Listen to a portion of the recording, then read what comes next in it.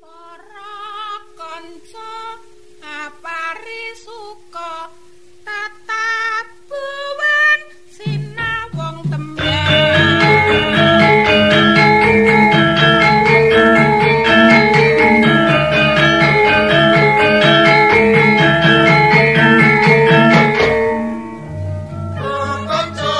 Para miyarsa, sugeng pepanggihan wonten ing pasugatan siaran pedesaan lumantar 101,6 LPPL RSPD Klaten. Wonten ing kaludhangan menika tim promosi kesehatan Balkesmas wilayah Klaten badhe atur sesuluh ngingingi aksi bersama untuk Indonesia bebas malaria. Saking studio kaaturaken sugeng midhangetaken. Para kadang mengeti dinten malaria sedunia selangkung April 2000 selangkung, Balkesmas wilayah Klaten badhe mbabar aksi bersama untuk Indonesia bebas malaria. Sawetahipun sumangga midhangetaken pirembagan sederek Fevia Teriana SIKOM lan Patria Sari Dewi SKM MKes saking tim promosi kesehatan Balkesmas wilayah Klaten. Assalamualaikum warahmatullahi wabarakatuh. Selamat malam pendengar setia RSPD Klaten di 91.6 FM. Kembali lagi perbincangan kita tentang Hari Malaria Sedunia. Dan tema kali ini akan membahas aksi bersama untuk Indonesia bebas malaria. Nah, hari ini kita bersama Mbak Patria Sari Dewi SKM MKM ya Mbak ya? Iya. Bisa dipanggil Patria. Mbak Patria ya? Akrabnya baik.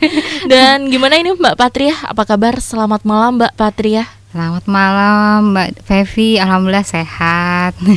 Baik, ini baru pertama ya? Iya. Siaran di RSPD. Iya Mbak. Kita ngobrol lebih lanjut ya Mbak ya, bagaimana tentang malaria yang ada di Indonesia ini ya.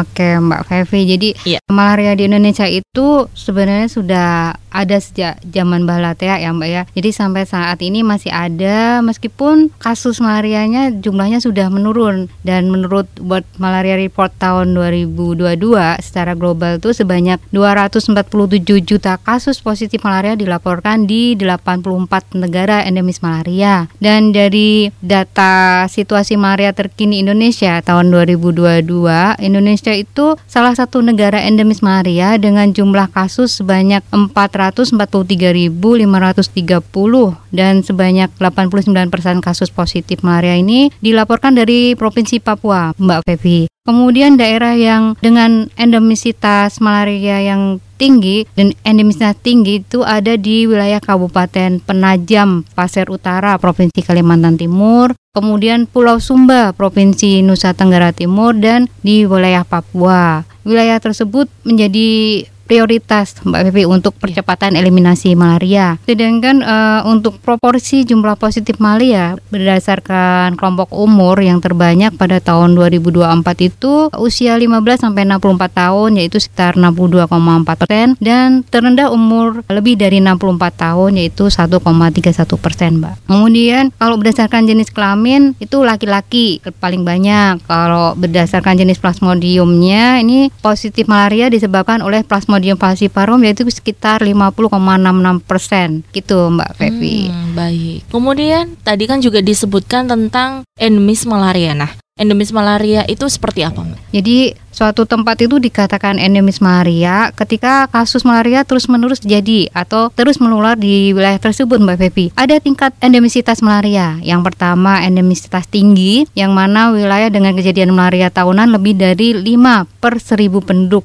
Jadi dihitungnya per 1000 penduduk Mbak Fevi. Kemudian selanjutnya ada endemis sedang 1-5 kejadian per 1000 penduduk dan endemis rendah itu kurang dari 1 kejadian per 1000 penduduk Mbak. Kemudian apakah malaria ini juga berbahaya? Nah, misalnya bisa menyebabkan kematian gitu Mbak? Iya Mbak Fevi, jadi malaria itu kan disebabkan oleh suatu parasit. Nah, parasitnya itu disebut Plasmodium. Plasmodium ini ada beberapa spesies, ada Plasmodium falciparum, Plasmodium vivax, Plasmodium oval, Plasmodium malaria, dan yang akhir-akhir ini dilaporkan itu penemuan Plasmodium baru, yaitu Plasmodium knowlesi yang juga sudah ada di Indonesia. Dari kelima Plasmodium tersebut Mbak, yang paling berat manifestasi klinisnya adalah Plasmodium falciparum. Jadi ini bisa menimbulkan kematian dikarenakan dia bisa merusak, bahkan sampai menyebabkan gagal ginjal akut.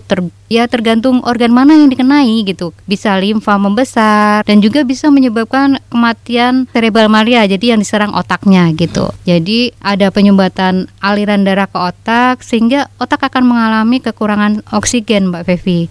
Makanya akan mengalami cerebral malaria atau malaria otak. Sebenarnya ada beberapa bahaya malaria selain yang tadi disebutkan, yaitu jika malaria tidak ditangani segera, maka dapat menjadi malaria berat yang menyebabkan kematian. Malaria dapat menular ke orang lain melalui gigitan nyamuk. Selanjutnya, malaria ini dapat menyebabkan anemia yang mengakibatkan penurunan kualitas sumber daya manusia. Serta malaria pada wanita hamil jika tidak diobati dapat menyebabkan keguguran. Nah, atau bayi lahir kurang atau prematur, berat badan bayi rendah atau yang namanya BBRR, serta bisa lahir mati Mbak Fevi. Wah, ternyata malaria bisa menyerang ke beberapa organ ya Mbak ya? Iya Mbak. Dan yang paling parah itu bisa menyerang ke otak. Iya. Nah, tadi cerebral malaria tadi. Iya.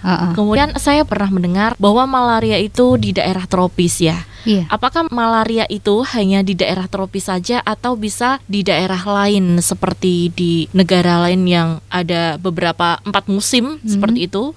Jadi kalau berbicara tentang suatu penyakitnya Mbak Vi, penyakit itu sendiri ada pembawanya. Seperti malaria ini ada agennya yaitu Plasmodium, dan pembawanya atau vektornya itu nyamuk Anopheles. Kemudian lingkungannya. Jadi 3 hal itu, agen, vektor, dan lingkungan menjadi suatu penyakit. Jika di daerah tropis 3 hal tersebut ada semua Mbak. Lingkungannya mendukung, lingkungannya itu bisa hutan, rawa-rawa, sawah, kemudian pesisir juga bisa. Lingkungan tadi juga didukung oleh suhu, kelembapan, dan sebagainya. Selanjutnya untuk pembawanya atau vektor dari malaria itu adalah nyamuk Anopheles betina. Kemudian ada parasitnya. Parasitnya ada di dalam darah penduduk yang tinggal di daerah tersebut. Jadi ada sumbernya Mbak. Misal di daerah tertentu tidak ada parasitnya, meskipun ada nyamuknya, maka tidak akan ditularkan gitu. Jadi harus ada nyamuk, ada parasit di dalam tubuh manusia, kemudian lingkungannya juga mendukung. Kalau di daerah tropis itu ada semua, sehingga kasus malaria itu berlangsung terus. Dan biasanya malarianya endogenous Mbak, atau malaria yang sumber penularannya berasal dari wilayah setempat, karena memang ada di situ malarianya. Kalau di daerah non tropis seperti Amerika atau Eropa, itu kalau transmisi di situ tidak ada, namun sekarang mereka mobilitasnya tinggi ya Mbak. Sehingga jika terjadi kasus di daerah tersebut, berarti ada orang yang membawa parasit dari daerah yang endemis malaria, dan ini disebut dengan malaria import Mbak Fevi. Ya, seperti itu. Kemudian nih Mbak, kalau di daerah yang bukan tropis nih, yang tidak ada Plasmodiumnya, namun orang tersebut bepergian ke daerah yang endemis malaria, kemungkinan bisa tertular, itu ada nggak ya Mbak?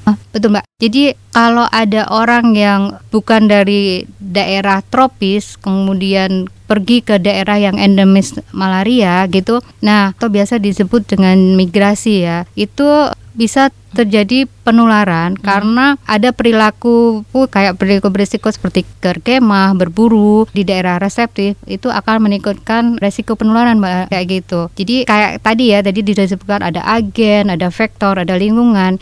Kalau semuanya itu mendukung, maka bisa terjadi penularan Mbak Fevi, kayak gitu.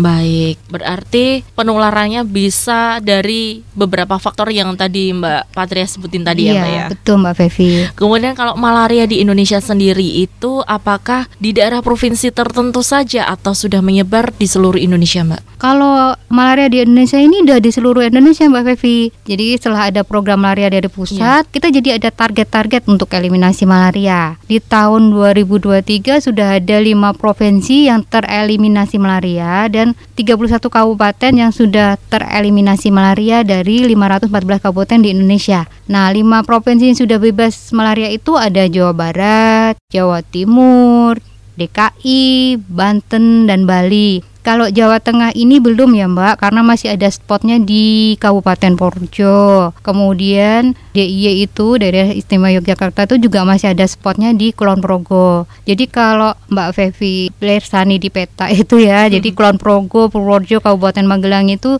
3 kabupaten yang berdekatan di Bukit Menereng ya. Dan di situ tuh ada kayak sumbernya gitu, sumber malaria gitu. Makanya untuk eliminasi memang butuh effort yang besar dibandingkan wilayah yang lain gitu. Kemudian yang tinggal di daerah malaria itu tinggal 30% di Indonesia, namun kontribusinya cukup tinggi Mbak. Kontributor malaria di Indonesia terbesar itu di Papua Barat, Nusa Tenggara Timur, dan Maluku itu sekitar 90% kontributornya. Kalau di Jawa Barat sudah tidak ada yang indigenous, namun masih ada yang import. Jadi makanya kalau ada kasus di Jawa Barat berarti itu biasanya kasus import. Iya, import itu dari daerah lain gitu. Iya, gitu Mbak Fev. Tadi kan ada Purworejo sama Kulon Progo. Mungkin karena juga lingkungannya daerah pegunungan kali ya Mbak ya? Bukit Menoreh itu Mbak. Ya itu kan, jadi kalau setahu kami itu ada, jadi di Bukit Menoreh itu ada 3 kabupaten, itu Kulon Progo, Kabupaten Magelang, dan Purworejo. Itu makanya kasusnya itu Purworejo dan Kulon Progo itu masih sangat tinggi.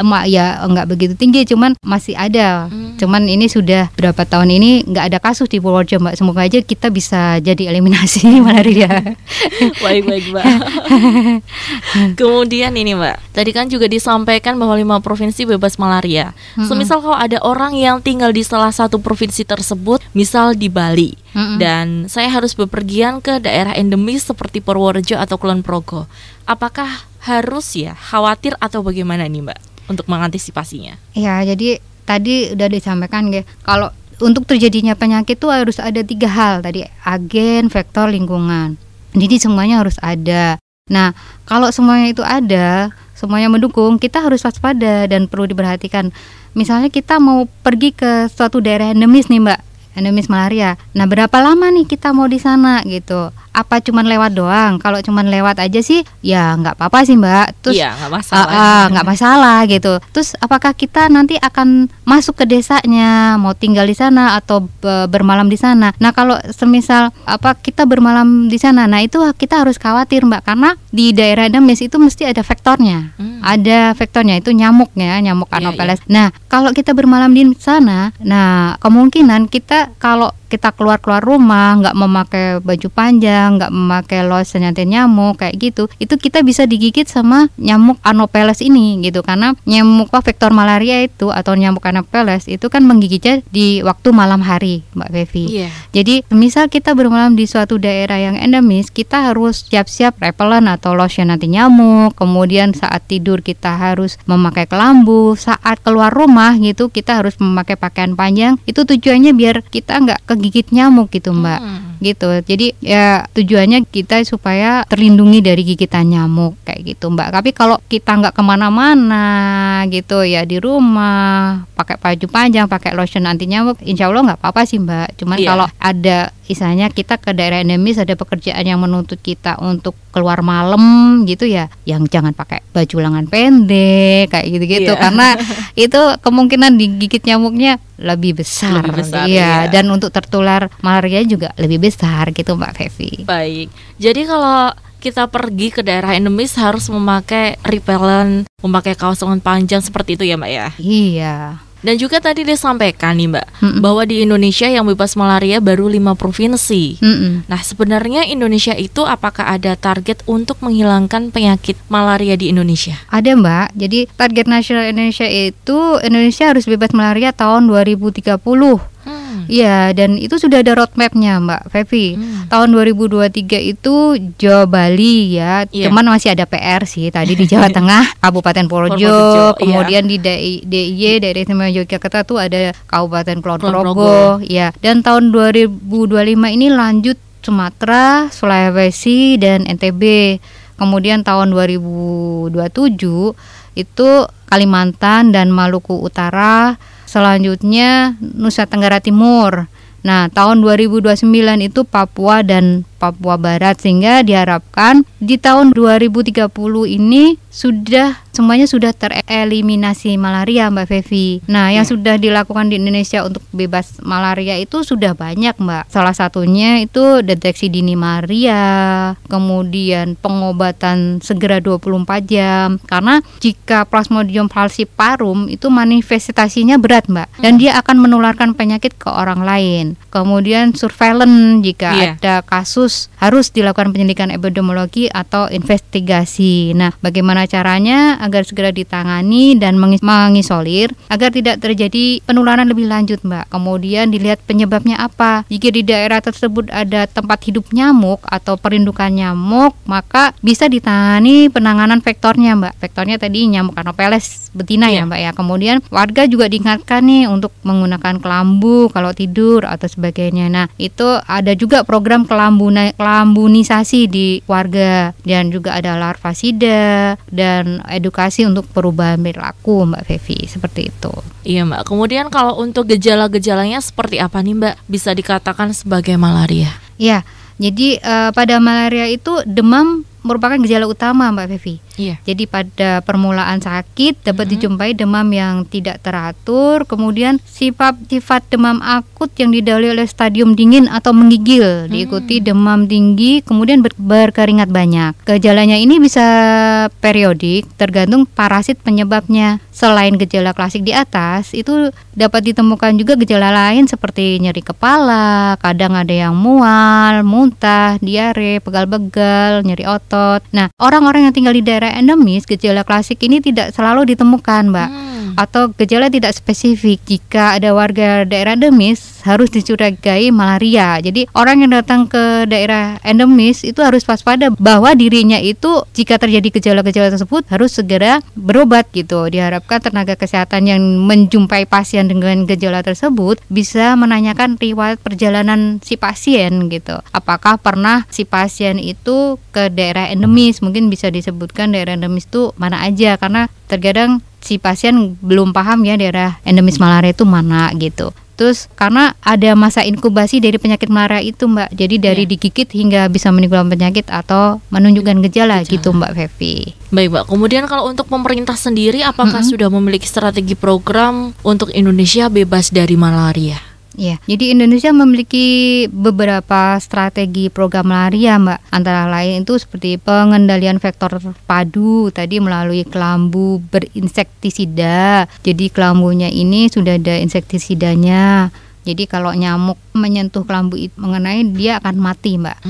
Kemudian IRS, kemudian integrasi pelayanan malaria dengan kesehatan ibu dan anak, kemudian surveillance migrasi, surveillance vektor, peningkatan penemuan kasus malaria, penyelidikan epidemiologi, sistem kewaspadaan dini dan KLB bencana. Selanjutnya ada pemberdayaan masyarakat melalui penemuan kasus secara aktif oleh kader malaria, komitmen pemerintah pusat dan daerah eliminasi malaria, serta pencegahan penularan kembali, penguatan sistem kesehatan dengan peningkatan koordinasi lintas batas wilayah, karena kayak tadi malaria di Jawa Tengah dengan DIY itu daerahnya yang ada kasus malaria itu berbatasan kayak gitu, makanya ada koordinasi lintas batas dan pengembangan penelitian dan inovasi. Jadi kayak pengembangan vaksin malaria kayak gitu, dan percepatan penularan kasus dengan mass drug administration, yaitu pemberian obat anti malaria secara massal di desa endemis yang sangat tinggi selama 3 bulan berturut-turut gitu, Mbak Fevi. Berarti udah dicanangkan dari pemerintah ya, Mbak, ya, untuk mengantisipasi yang namanya pemberian obat anti malaria itu ya. Iya, Mbak. Kemudian kalau untuk perbedaan antara DBD dengan malaria itu sendiri seperti apa, Mbak? Kalau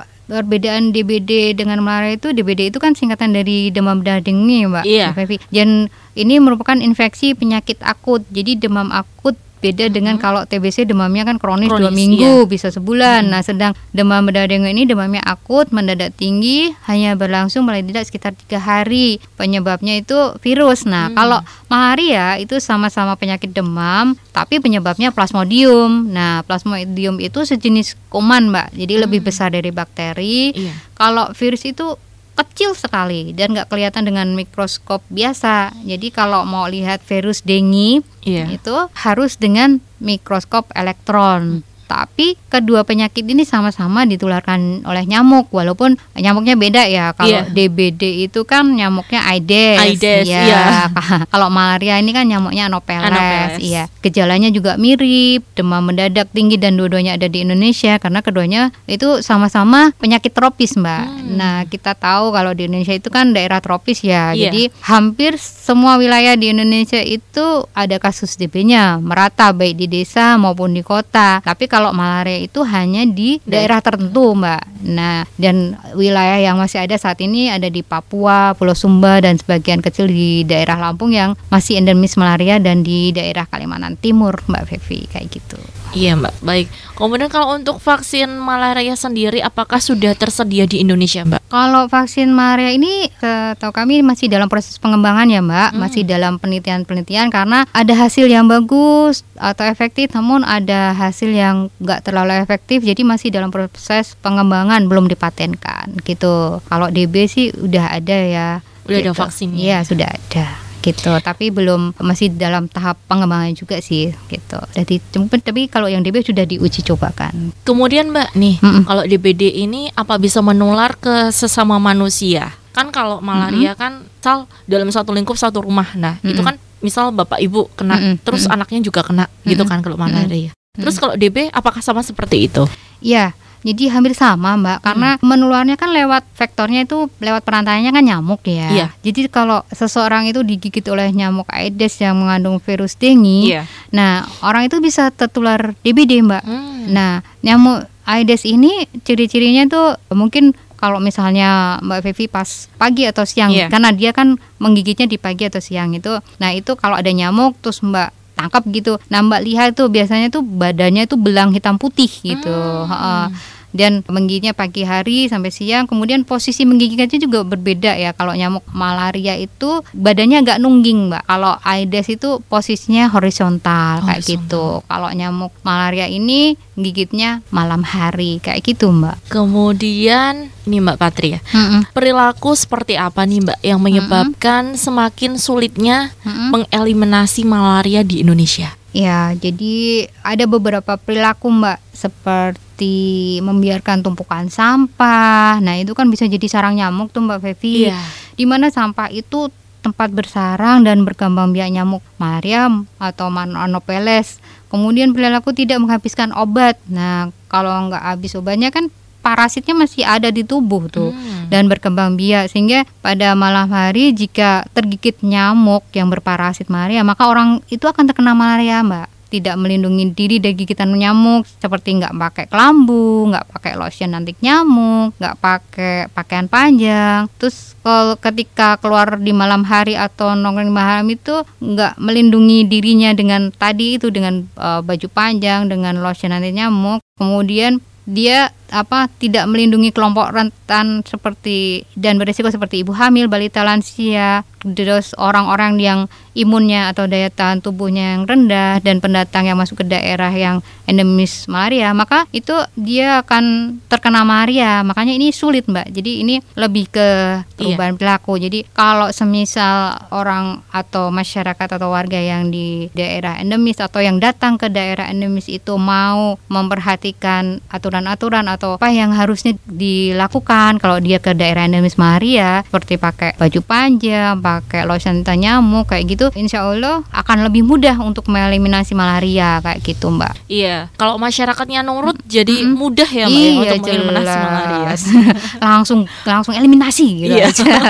Cuman kan masih ada yang ini mah biasa, gejalanya biasa gitu. Jadi terus orang kadang juga pakai lengan panjang gerah kayak gitu, padahal kan kalau pakai lengan pendek itu resiko tergigit nyamuknya lebih besar kayak gitu. Kayak gitu, Mbak Fevi. Nah, kemudian nih Mbak, kita masih melanjutkan perbincangan ya. Ada beberapa pertanyaan lagi nih dari salah satu pendengar juga, dan untuk wilayah reseptif ya. Mengapa masih ada wilayah yang reseptif di Indonesia? Salah satunya di Purworejo. Iya, reseptif itu kan artinya ada vektor nih, Mbak Fevi. Jadi berpotensi menularkan Plasmodium. Jika tidak ada yang membawa, maka tidak ada malaria. Begitu ada orang luar yang datang dan membawa gametositnya, di mana Plasmodium ini ada beberapa stadium, ada stadium yang siap untuk ditularkan dan nyamuk menggigit orang tersebut di saat orang tersebut jalan-jalan ke rawa misalnya.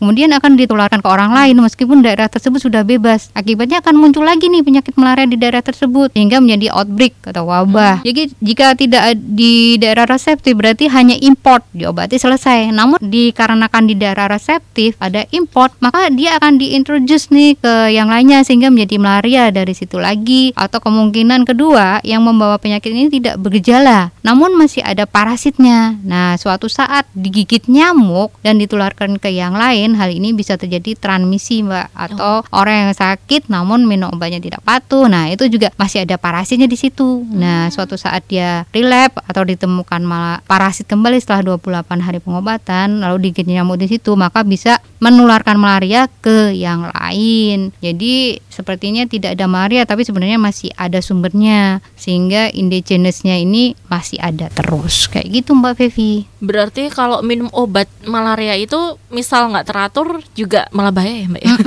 Jadi parasitnya masih ada Masih gitu. ada, Jadi iya. parasitnya belum wassalam gitu, belum mati. hilang, iya. Jadi kalau dia parasitnya masih ada terus dia digigit nyamuk Anopheles, nah bisa ini jadi kambuh lagi, kena lagi Kena gitu. lagi, ya. Iya. Kemudian ini Mbak ada pertanyaan lagi nih. Mm-mm. Bahwa nyamuk memiliki tempat perindukan untuk nyamuk Anopheles ini. Tempat perindukannya di mana aja nih, Mbak?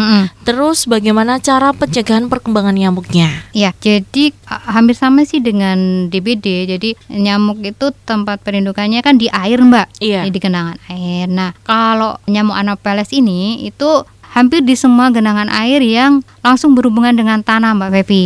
Dapat digunakan. Jadi mereka akan bertelur di situ. Nah, genangan air di sekitar pantai, di sekitar rumah, terus genangan air payau, air di persawahan, kemudian saluran air yang enggak ngalir, yang tersumbat oleh pasir, kemudian bekas galian atau rawa-rawa yang ditumbuhi lumut, terus ada juga tempurung kelapa yang ada airnya dan di dalamnya itu ada tanahnya kayak gitu. Kemudian kubangan di pinggir hutan biasanya ada bekas-bekas ban atau bekas kaki hewan gitu, terutama pada musim hujan itu bisa untuk tempat bertelur nyamuk Anopheles. Nah, telur-telur itu menetas menjadi jentik-jentik lalu bisa berubah menjadi nyamuk, Mbak. Nah, kalau untuk mencegah perkembangan nyamuknya itu biasanya terkenal dengan 7M.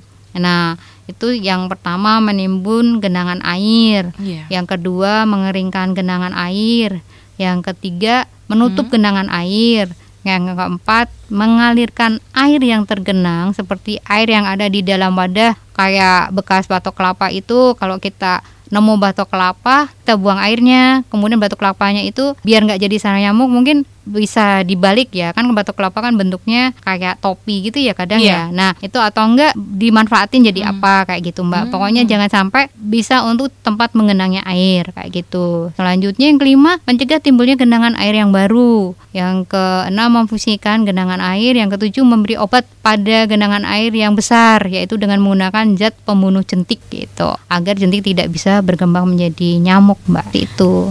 Nah, baik, Mbak. Kemudian masih ada nggak sih, Mbak, masyarakat yang ibaratnya yang tadi beberapa daerah yang masih terkena malaria itu sudah disosialisasikan tentang 7M ini, masih ada yang mereka nggak nurut gitu, ada nggak sih, Mbak? Itu kan perilaku ya, pastinya lah ada lah, ya. Mbak. Namanya juga perilaku, Mbak. Iya, betul. Perilaku itu susah gitu, susah diubahnya gitu. Kecuali kalau memang masyarakat itu udah punya kesadaran sendiri, nah itu mereka akan lebih mudah untuk merubah perilakunya kayak gitu. Kalau semuanya gampang gitu, eliminasi langsung hilang ya. Udah lama kita mah. Gitu, Mbak. Baik, Mbak. Kemudian kalau untuk di Kabupaten Klaten sendiri nih, Mbak, apakah masih ada kasus malaria? Ya, kalau di Klaten masih ada, Mbak. Masih Tapi masih ada. Cuman kan kalau di Klaten itu biasanya kasusnya import ya, Mbak. Kemarin itu kami dapat data dari teman di Dinas Kesehatan Kabupaten Klaten itu di bulan Januari itu ada 1 kasus, kemudian Februari ada 2 kasus, Maret ada 1 kasus. Tapi tidak ada kematian akibat malaria gitu. Beda sama DB ya. Iya. Tuh. Kemudian nih Mbak, apakah malaria ini sudah ada obatnya dan apakah obatnya tersebut aman untuk dikonsumsi semua kalangan? Ya, jadi emang malaria itu udah ada obatnya yang biasa disebut ACT. Ini beda dengan obat yang dulu, Mbak. Kalau dulu kan kloroquine. Iya. Karena obat itu sudah resisten, maka sekarang diganti ACT dan pada dasarnya aman dikonsumsi oleh semua kalangan sebagai terapi. Namun di beberapa populasi yang memiliki kelainan enzim tidak boleh diberikan Primaquine-nya gitu. Jadi hal ini harus diperhatikan ya, Mbak. Daerah-daerah mana saja yang populasinya ada kelainan seperti ini. Nah, ini memang menjadi tantangan nih Mbak untuk pengobatan malaria. Jadi memang sebelum dilakukan pengobatan malaria harus dilakukan tes terlebih dahulu Mbak Fevi. Apakah ada defisiensi enzim tersebut? Apakah bisa diberikan obat tersebut? Karena kalau langsung diberikan takutnya malah kayak mubazir. Jadi kayak nggak mempan gitu ya Mbak ya obatnya. Iya, Kemudian gitu. kalau untuk kriteria dari malaria berat itu seperti apa Mbak? Jadi dikatakan malaria berat itu jika ditemukannya Plasmodium falciparum atau Plasmodium vivax atau Plasmodium knowlesi stadium aseksual gitu dengan minimal 1 dari manifestasi klinis seperti perubahan kesadaran untuk anak yang belum dapat bicara, kemudian kelemahan otot sehingga tidak dapat duduk atau berjalan, lalu kejang berulang lebih dari 2 episode dalam 24 jam, kemudian edema paru atau kondisi di mana terjadi penumpukan cairan di dalam paru-paru khususnya di kantong udara atau alveoli, kemudian gagal sirkulasi atau shock, perdarahan spontan abnormal, kemudian anemia berat pada anak usia kurang dari 12 tahun, terus ada hiperparasitemia di mana parasit itu lebih dari 2% eritrosit atau 100.000 parasit per mikroliter di daerah endemis rendah atau lebih 5% eritrosit atau lebih dari 250.000 parasit per mikroliter di daerah endemis tinggi. Kemudian ada hiperlaktemia dan gangguan fungsi ginjal, Mbak. Nah, kemudian nih Mbak, tadi kan disebutkan juga bahwa salah satu cara untuk mencegah gigitan nyamuk itu menggunakan kelambu ya. Nah, kelambu yang digunakan itu kelambu yang seperti apa sih Mbak? Jadi kelambu anti nyamuk yang digunakan untuk mencegah penularan malaria itu kelambu yang berinsektisida. Jadi kelambu ini sudah diberi insektisida yang membunuh nyamuk ketika mereka bersentuhan dengan kelambu, Mbak. Jadi tujuannya untuk mencegah gigitan nyamuk yang membawa parasit malaria. Jadi penggunaan kelambu berinsektisida ini itu salah satu strategi utama dalam upaya pencegahan malaria terutama di daerah endemis malaria. Nah, biasanya kalau program pemerintah itu sudah ada pembagian kelambu berinsektisida gratis ke warga yang daerah endemis, Mbak, gitu kayak Purworejo itu. Nah, nanti untuk pemakaiannya itu kelambu yang baru saja dikeluarkan dari bungkusnya sebelum dipakai sebaiknya diangin-anginin dulu gitu, diangin-anginin di tempat yang teduh itu dengan digantung ya Mbak, kan itu kita tahu kelambu itu kan panjang, besar gitu, diangin-anginin dulu di tempat teduh. Jadi tali-tali di kelambu itu diikat di suatu tempat jadi bisa menggantung. Jadi tujuannya biar baunya hilang, Mbak. Itu kan karena ada insektisidanya. Jadi digantungnya selama sehari semalam. Nah, kelambu yang digantung itu diikat di 4 talinya kan, kelambu itu ada 4 tali tuh, Mbak. Itu yang atas itu. Nah, diikat digantungin kayak gitu. Nah, saat mau dipakai itu saat tidur itu ujung bawah kelambu itu harus masuk ke bawah kasur, Mbak, atau matras. Jadi tujuannya itu biar nyamuknya nggak masuk gitu. Karena waktu itu pernah ada, jadi kita ke wilayah yang dibagikan kelambu itu masyarakat masangnya itu ketinggian. Jadi jadi yang bagian bawah itu malah nggak menutupi, Mbak. Akibatnya kan masih digigit nyamuk kayak gitu. Jadi harusnya itu bagian bawah kelambu harus masuk ke dalam kasur atau matras. Jadi nyamuknya nggak bisa masuk, nggak bisa gigit manusia gitu di saat mereka sedang tidur kayak gitu, Mbak. Kemudian kelambu ini harus dirawat dengan baik, Mbak, karena kalau nggak dirawat baik gitu atau cuman diletakin sembarang gitu, itu bisa cepet robek gitu. Makanya kalau misalnya udah nggak dipakai itu ya diikat atau digulung kayak gitu biar misalnya ada orang cuman mau tiduran di kasur atau apa di waktu siang hari gitu nggak ketarik-tarik kayak gitu. Kalau misalnya nih kelambu sudah nggak efektif lagi setelah setahun itu biasanya masyarakat itu diminta untuk menghubungi petugas puskesmas, Mbak, atau kades setempat yang udah terlatih. Nah, itu untuk melakukan pencelupan ulang. Cuman memang petugas diharapkan nggak merokok atau menyalakan api di dekat kelambu karena kelambu ini mudah terbakar. Iya. Dan untuk kelambu berinsektisida ini ada perawatan khususnya, Mbak. Jadi kelambu ini sebenarnya dicuci secara teratur dengan air dingin, Mbak. Dan sabun cair atau deterjen sebanyak 1 sendok makan gitu. Nggak boleh pakai sabun colek, obat pemutih atau air panas, dan tidak terlalu sering dicuci biar insektisidanya tetap efektif gitu. Iya. Kemudian kalau untuk yang belum punya kelambu nih, Mbak, dari pihak puskesmas nanti atau kader setempat itu memberikan ke masyarakat secara gratis ya, Mbak ya? Iya, itu secara gratis, Mbak. Jadi kelambu-kelambu itu kan udah masuk program pemerintah pusat ya, Mbak. Jadi masyarakat di daerah endemis itu mendapat kelambu itu secara gratis gitu, dibagikan. Biasanya sebelum dipakai warga itu petugas sudah memberitahu cara pemakaiannya bagaimana, terus cara merawatnya bagaimana, kayak gitu. Terus apa yang nggak boleh dilakukan, kayak gitu. Biasanya itu mereka nurut-nurut aja sih, Mbak. Cuman kadang salah persepsi, kayak tadi pemasangannya itu harusnya yang bagian bawah tertutup kasur, tapi itu karena mungkin terlalu tinggi gantungnya, jadinya yang bawah malah nggak ketutup kayak gitu. Iya. Kemudian mungkin pikirnya ini kelambunya saya jemur aja di bawah sinar matahari biar cepet kering atau gimana kayak gitu. Nah sebenarnya jangan gitu, nggak boleh gitu. Jadi harus di tempat teduh aja, diangin-anginin aja gitu, nggak boleh langsung di bawah sinar matahari langsung, atau dicuci di sungai, atau kali itu juga nggak boleh karena kelambu ini kan berinsektisida, nanti bisa nyemarin air gitu, Mbak. Iya gitu. Baik nih, Mbak. Nah kita udah ngobrol panjang lebar ya tentang malaria itu seperti apa dan pencegahannya seperti apa nih, Mbak. Nah sebelum kita tutup, pesan apa nih, Mbak Patria yang bisa disampaikan untuk pendengar setia RSPD Klaten? Monggo.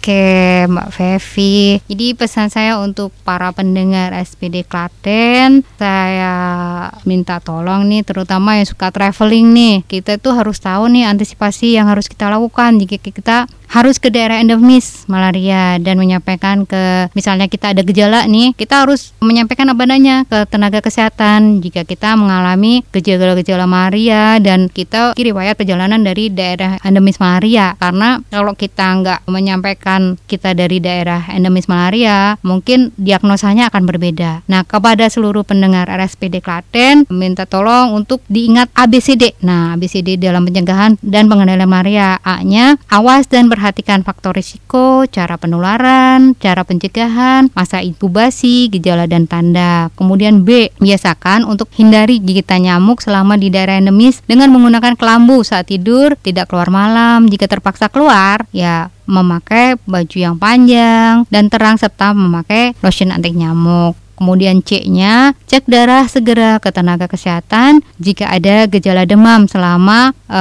saudara-saudara dari daerah endemis, dan panjenengan sampaikan kepada tenaga kesehatan riwayat perjalanan panjenengan. Yang D-nya, diobati dengan standar kasus positif malaria yang telah terkonfirmasi laboratorium, mikroskop dan atau RDT. Seperti itu, Mbak Fevi. Baik, Mbak Patria, terima kasih sudah memberikan informasi tentang malaria dengan tema aksi bersama untuk Indonesia Bebas Malaria pada malam hari ini. Iya. Terima kasih Mbak Patria Sari Dewi SKM, MKM dari Balkesmas Wilayah Klaten sudah memberikan informasinya ya, Mbak. Sama-sama, Mbak Fevi. Sampai ketemu dan juga bisa kembali lagi hadir di RSPD Klaten. Selamat malam dan kita pamit. Wassalamualaikum warahmatullahi wabarakatuh.